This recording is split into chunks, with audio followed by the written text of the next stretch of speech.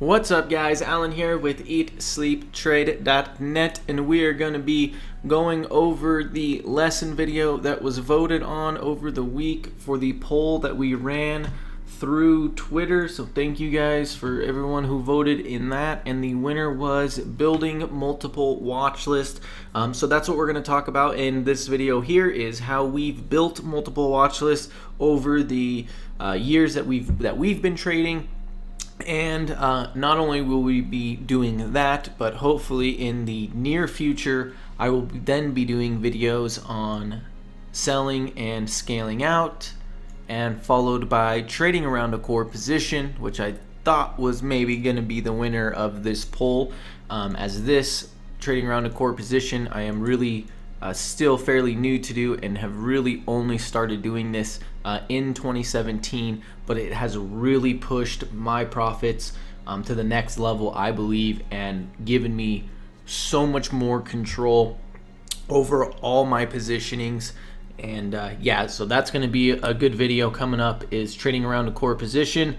And then lastly, what we'll do is a trade review and thoughts video, and I will probably maybe do that on like the maybe the 5 biggest winning trades of the year, and maybe the 5 biggest losing trades of the year, or something like that, because you can definitely take a lot of value from not only the winning trades but also the losing trades, and learning what not to do. And losing trades are definitely far more important than winning trades. So yeah, we were going to be bringing all 4 of these watch lists to you guys here in the new future. But right now we are going to go ahead and get started with how we build, or how we have built, multiple watch lists. Alright guys, so if you guys have been following me for a while, or follow the swing trading watch list updates or the how to scan videos, then you guys are very familiar with this watch list right here. And this is the watch list that we create from those scans that I've shared with you guys. And this is a forever changing watch list. Every single week I am adding and removing stocks off of this watch list, and sometimes multiple times a week. Sometimes for a week straight, every single day, I am throwing stocks into this watch list, and sometimes for a week straight, every single day, I am just deleting everything out of here and getting rid of it. So this is not a list of stocks that you can pull up with a scanner. This is a list of stocks that I have scanned for over years to compile and create this watch list, and it is forever changing. Nothing has permanently earned a spot on this watch list right here. This watch list changes all the time, and from this watch list I will create my top weekly watch list, which just gives me an idea of where I should pay a lot of attention to. Nothing is guaranteed, as always, when it comes to trading or the stock market, but the weekly top watch list helps me prioritize some of the best setups that I can see from all of these stocks that I pulled from my scans. And it's not a guarantee that I'm going to get to buy anything. Sometimes I don't buy any at all, but oftentimes there is a good amount of setups that work out on my weekly top watch list, and usually some pretty good opportunity chances. So that's one watch list that we use, that I've shared with you guys a lot, that I've been very open with, and shown you guys how I create it, how I do the scans, how I remove and add stocks, and then how I create that weekly top watch list to help basically give me the best list of small cap, high relative volume trading stocks that I believe is around. I don't think anybody has a better small cap list of stocks to trade than what I have right here, as far as short term swing trading, and even now developing into that trading around core position trading and swing trading. So with that being said, let's talk about how we have come up with some other watch lists. And I'll start with some of the more basic ones and some of the more simple ones, like for example, oil plays. These are all stocks on this list that have something to do with oil.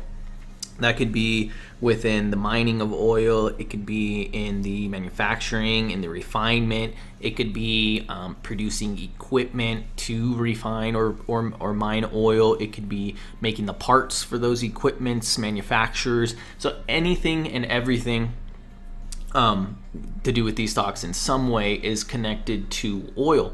And about a year ago, when oil was booming and the price of oil was skyrocketing, all of these stocks were breaking out, and stocks within this area were breaking out one after another, after another, after another. And during that time, I took all the strong stocks of that time, or during that little rush or boom, or whatever term we want to use for the excitement that was caused within the oil industry, and everybody was pouring their life savings into it. And I compiled a watch list to trade through that time where oil stocks were hot, and then I kept that watch list. And when oil comes back around, because it will, right? It always does. It's always going really high to new highs, and then it's always going really low to new lows. And it just goes back and forth, just like the rest of the market. And when that becomes the hot sector or hot area, niche, or whatever, again, the first thing I'm going to do, boom, is pull up my oil play stock watch list, figure out which of these are looking the best setup in that time, who's got the volume, who's been trading relative volume, which of these have been accumulated prior to this rush happening, and start to look for hints and ideas within these stocks or within this watch list of oil plays when that time comes. And a perfect example, again, of that is on the pot stocks. Someone asked me, hey, how do I run the scan for pot stocks? Well, to be honest, I don't run scans for pot stocks. I don't run scans for any stocks at all, except for my swing trading list.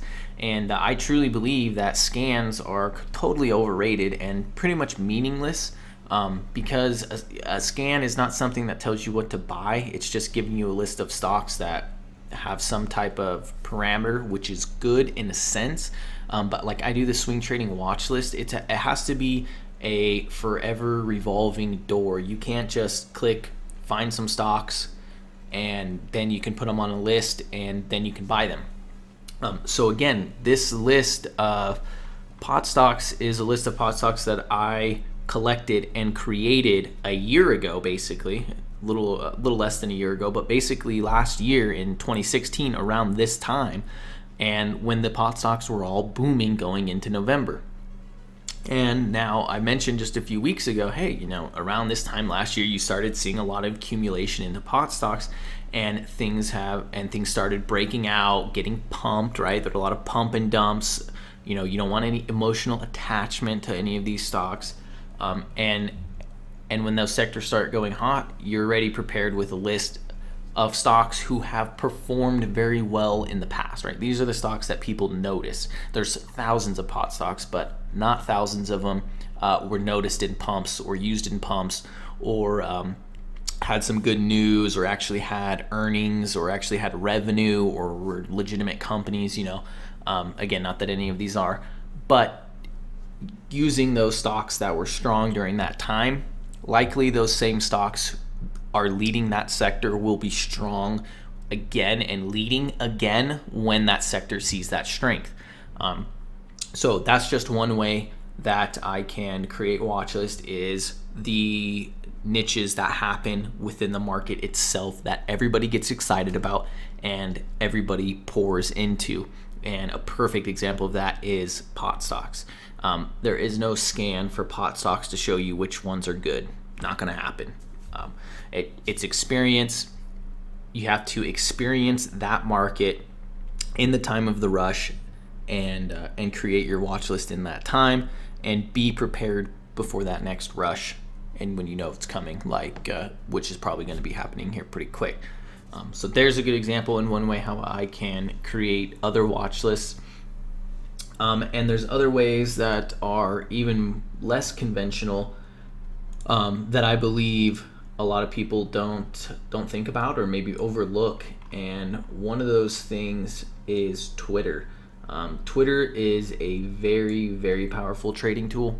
There's tons of people on Twitter that are sharing the same passion that you're trading, and that are successful at trading, and that trade the markets every day or every week. And from day traders to swing traders to any kind of traders, you can learn from all of them in their own ways. I've learned tons of stuff from short side traders, even when I'm not shorting stocks. So you can always be learning, and Twitter is just this huge social networking of a lot of good traders, and great for idea sharing, and you can just take so much information from Twitter. Along with that comes the negative information as well. You get a lot of people that promote themselves, talk about how much money they make every day, and they're the best trader ever, and yada, yada, yada. They're selling their services. But there are true passionate people on Twitter that are on Twitter and sharing their ideas simply because they love to trade. And I think I fall into that category. I'm not charging anybody for me explaining my ideas to them, because these are just ideas that I have, and I don't believe that you should charge people for ideas, because even if I was charging somebody for the content material that I'm making, as other people do, it is not going to constitute them success. So I'm just sharing my ideas and some of the things that I do in the markets to help me and help me get to where I want to go. But nevertheless, let's get back on track here. So Twitter, again, a very powerful tool if you follow the right people. And one of the people I follow, which is probably somebody you guys know, as he has a shit ton of followers, but it is Trader Stewie. And this guy has artofthetrading.net trading blog. There is some free stuff on there, a lot of good blogs to read, but he also offers a service. I've not used his service, so I can't comment on that. But this guy is a service in and of himself every single day, with the charts he posts, with annotates and ideas and what to look for, what to expect. And on top of that, the guy cooks delicious food for us and shares that with us too, so that's a complete bonus. But one of my favorite things, or my favorite thing about Trader Stewie, is his power earning gappers. And I don't know if this is his original thing, but he's who I learned it from. So I give him credit for that every time one of these types of trades works out for me. But the power earnings gap, and here's an example of one right here, and he shares these all the time, you guys, all the time, and almost always they work in the right direction. But a power earnings gap is basically just that, a stock that releases earnings and it has a power gap up and trades good volume, and they almost always continue in the near to short term future following a power earnings gap. Now, they don't always just go straight up. Sometimes they consolidate, pull back, do other things, and then go higher, but they almost always end up higher after a power earnings gap. So this is a tool you can use to create watch list, and it's something that I have done as well. And if you look, I have a watch list with some earnings gappers, and yes, earnings gappers don't always work, but they are an extremely strong list of stocks to have on radar for potential moves, breakouts, and again, continuing higher.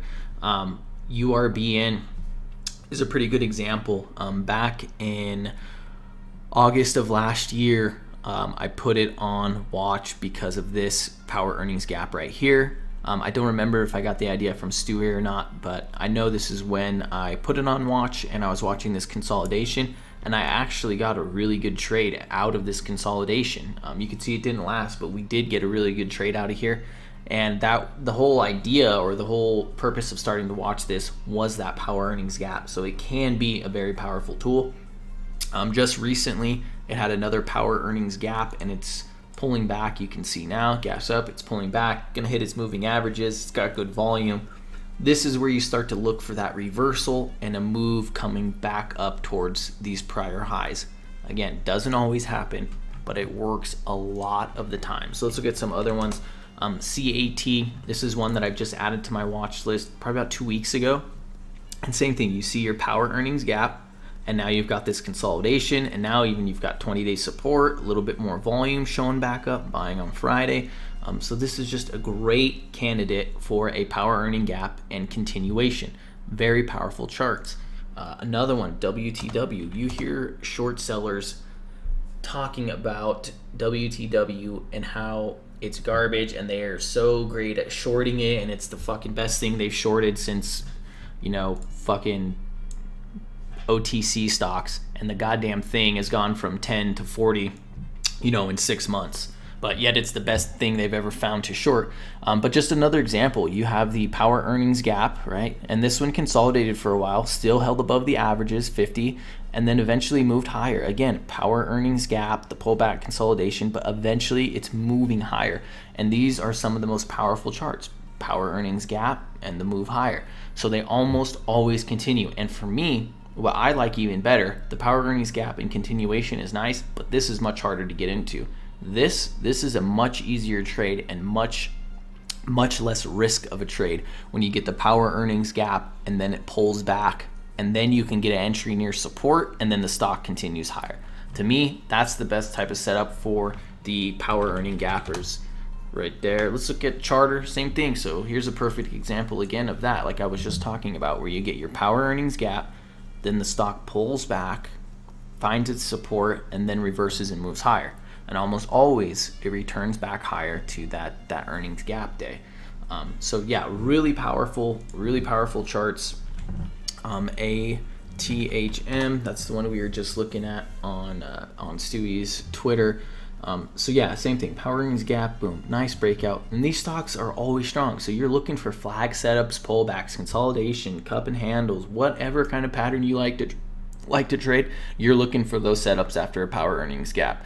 And you want to keep these on that watch list, because oftentimes when the market is weak, these earning gappers remain strong and carry the market when there's not a whole lot of else going on. So that's another way that I create a watch list, is following the right person on Twitter or social media, and taking those ideas and putting them in. Another way, let's take a look at this one right here. I named this one Cramer's Top 10 Sell-Off.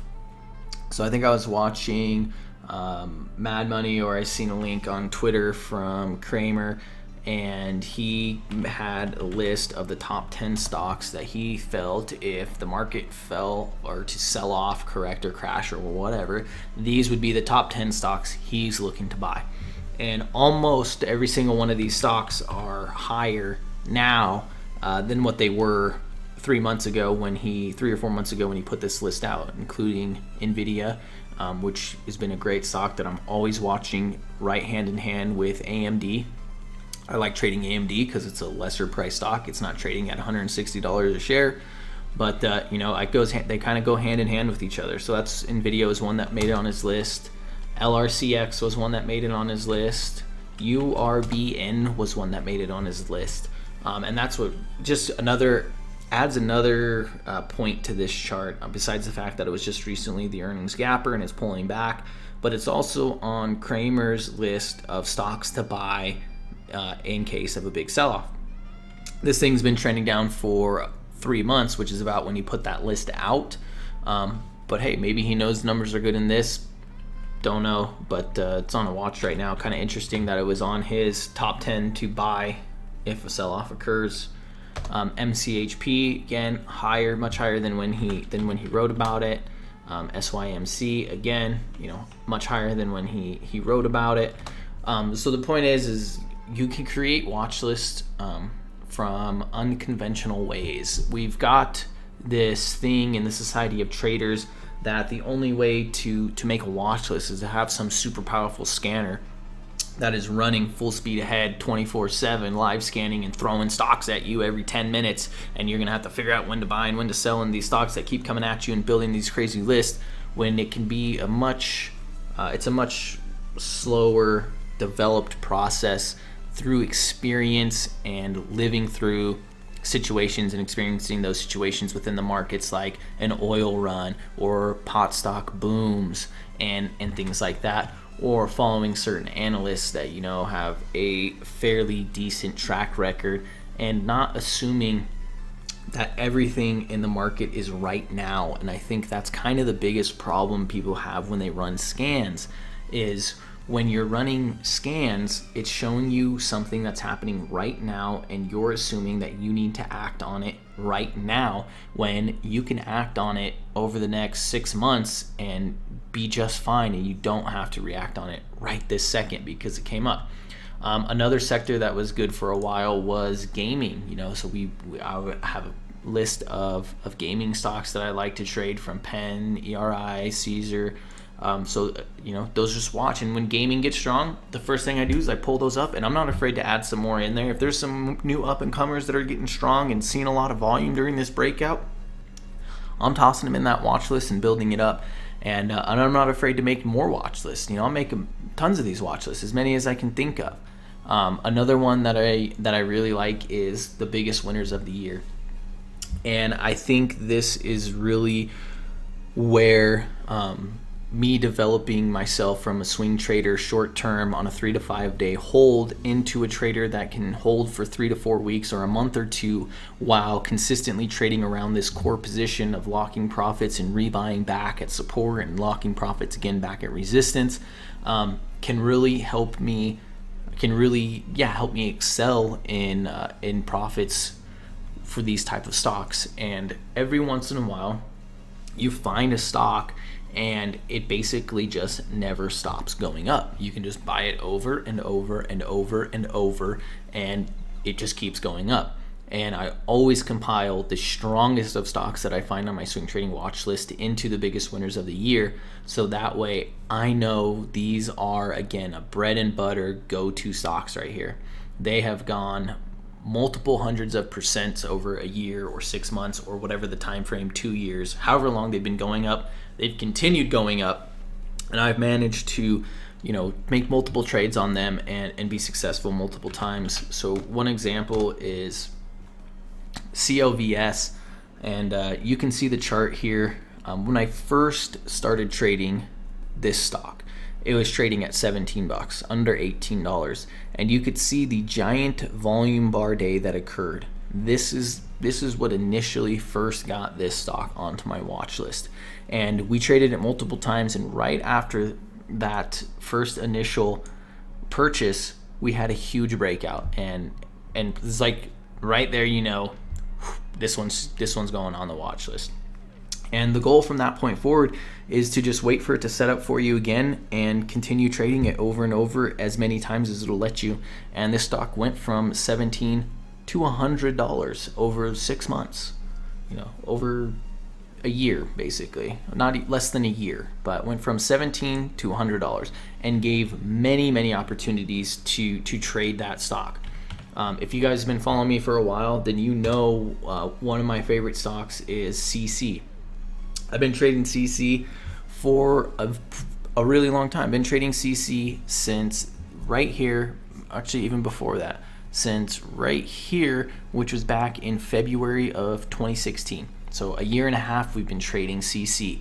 And the first time I bought CECE, this stock was trading under $4.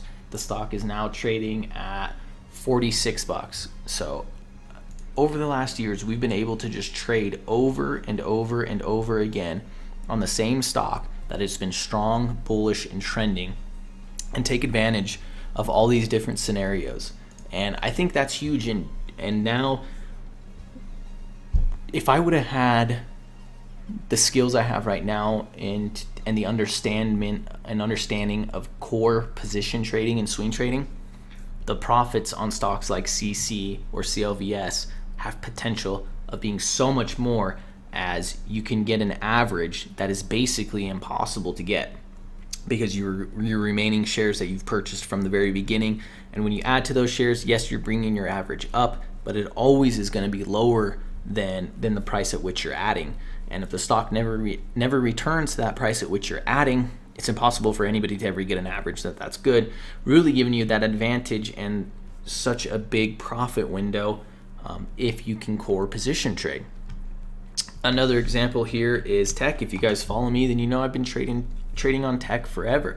And same thing, we've seen this stock go from under $4 to $26, and it basically went straight up, from that point forward. And we've had losing trades in it as well, right? It's not like we just every single trade's perfect and goes forward, but there's so many more winning trades than losing trades. And not only that, but when you're calculating your risk, and for example, right here, this is a trade that we did back in January at the beginning of the year. We had a purchase here at around, looks like 20, maybe 21 bucks. And we were able to scale out of that position on the breakout, which was a really good trade, very profitable. And not only were we able to scale out of our position there, but less than a week later, the stock consolidated right under that resistance area, and we were able to purchase again and scale back out again.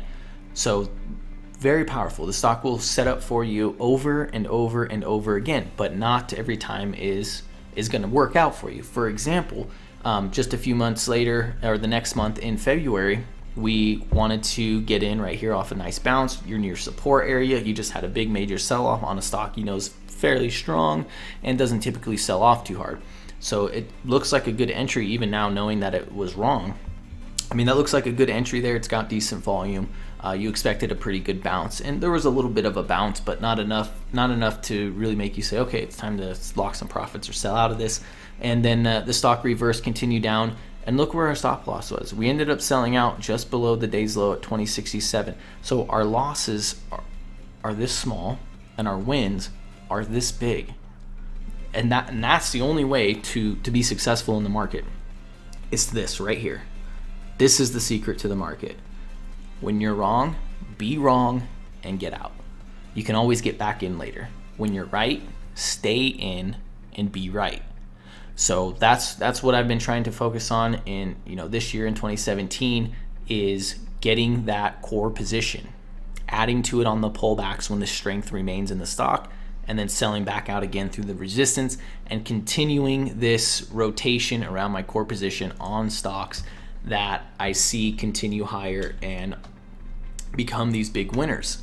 Another great example, and very popular stock, is AMD. Well, I was trading AMD before half the people on Twitter even figured out what the fuck AMD was. Back in January of 16, I was already trading AMD. It was at $2 and now it's at 15. And we've traded AMD so many times over the past year, 2 years, and nobody has really even talked much about AMD until it started getting up into 10, 11, and 12 bucks into this area right here. I mean, before that, through all this trending, uptrend off the 20-day moving average over and over and over and over again through here, 20-day, 20-day, 20-day, 20-day, 20-day, over and over and over. Nobody was talking about it until, it was 12, 13, 14 bucks. So again, you guys can see power earning gap or buy, nice solid close. The buy is here, the add always ended up going up. But what's more important is the losses. Oops, what just happened? Oh yes, right here. So along with the winners, right, it doesn't always work. Even though it's worked again and again and again and again and again, it comes to a point to where it may not work. And that's the point in time where you've got to be able to recognize and stick to your plan and not let emotions take you over. And here's a perfect example of that. We ended up getting long on August 26th of 2016, probably right around 750. And a couple days later, the stock came down and started breaking down below 7. And we got stopped out of the trade and sold out when it was breaking below that 20-day moving average. And, had we not stuck to that plan, which ended up being a very, again, minimal loss compared to the wins that we've had. And just a few days later, the stock completely tanked down 550, made a pretty big correction or pullback. And this trade could have gone so much worse. We could have basically essentially given back all the profits we made in here, right here, very quickly by not being disciplined and following rules and not trading emotional. So again, just an example, guys, of some of how you can, when you find stocks that are right, you can keep trading them over and over.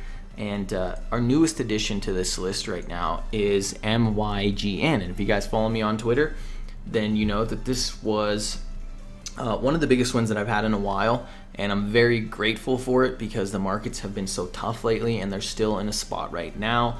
That's not beautiful. That's not perfect. That's not really where we want to be. We're at a spot where it could go either direction, and we could be facing a larger correction coming up in the near future.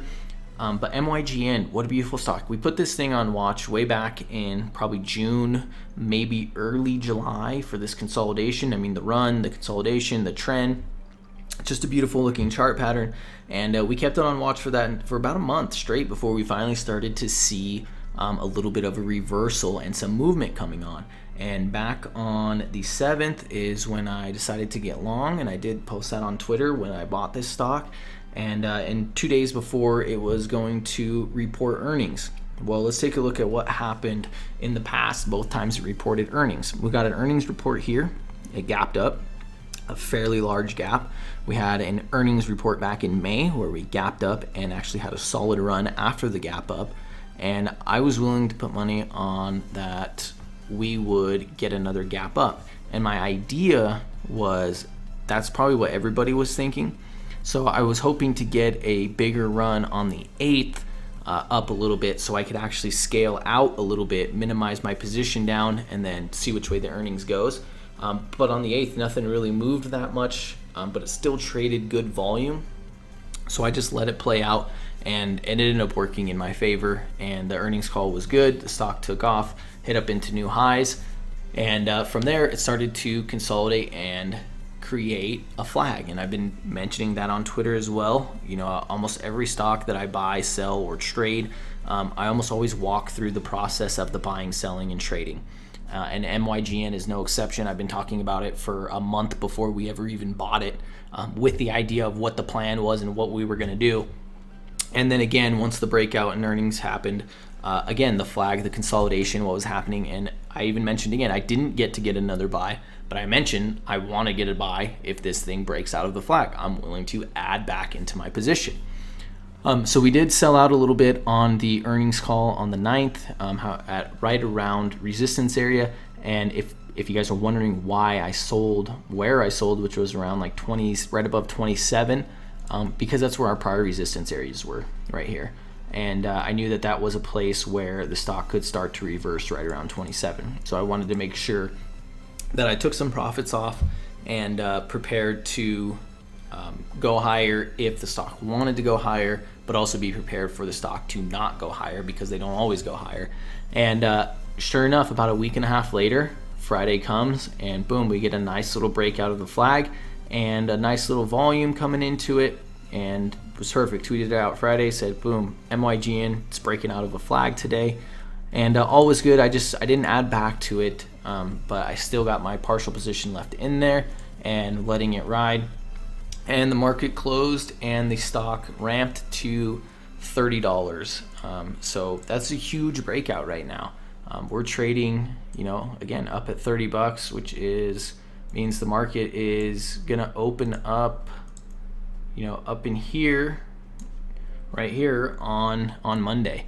And this has basically now played out exactly how we planned it to play out way back here when it came up on our scans and was first added to our watch list. We didn't rush into it. I didn't say it's on my watch list, so I have to buy it. We just let it play out, waited for it to tell us when we thought it might be ready. And we were lucky enough to be a part of this, and everything worked out. But it just goes to show that preparation will create more luck for yourself. So MYGN, that's getting added into the biggest winner of the year. And you better believe I'm going to be looking to trade this stock as much as I can and keep this core position that I have in it right now rolling for as long as I can. So that's another way that we create watch list as well. And let's see, what else do we have? We've got some home builders. So again, these are just ones that go in with the sector when home building is skyrocketing and mortgages are increasing and interest rates are rising and they cannot keep enough homes built. This is the place to go. Home builders. You start looking at Toll Brothers, Lennar, KBH, DR Horton, and all the different builders, and see who's performing the best and focus on those ones. Focus on the ones that are the biggest and the best. All right, guys, that is going to wrap it up for creating multiple watch lists and how I go about creating multiple watch lists. I know it wasn't the conventional way that you would probably expect people to explain how to create multiple watch lists. You guys are probably expecting to see an entire list of 100 different scans that I do to create watch lists. But what I've come to find out is watch lists are really created best through experience and experiencing those different market conditions and understanding what drives the market, and that is volume. So see where the volume is, and that's where you want to be trading. All right, guys, thanks for watching. If you haven't already, smash that like button down below. Leave me a comment. Let me know what you guys think of this video, and hopefully it is something that you guys enjoy and something you can take value from, and something that you guys will be able to learn from and kind of expand on it too, and create your own watch list in your own way for yourself. All right, guys, thanks for watching. We'll see you next week, and good luck in trading.